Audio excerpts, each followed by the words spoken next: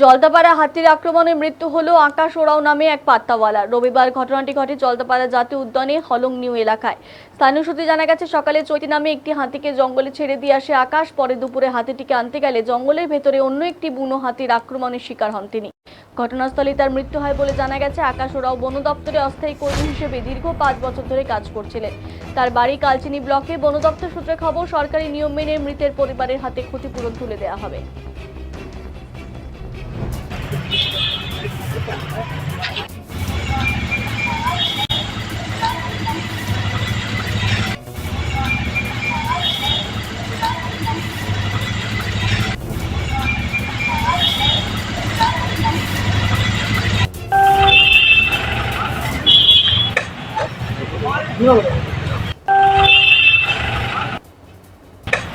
রবিবার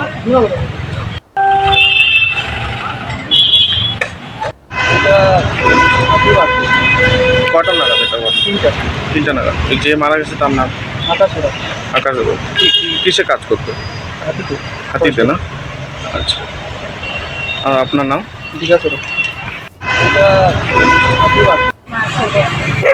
কখন হয়েছে এটা?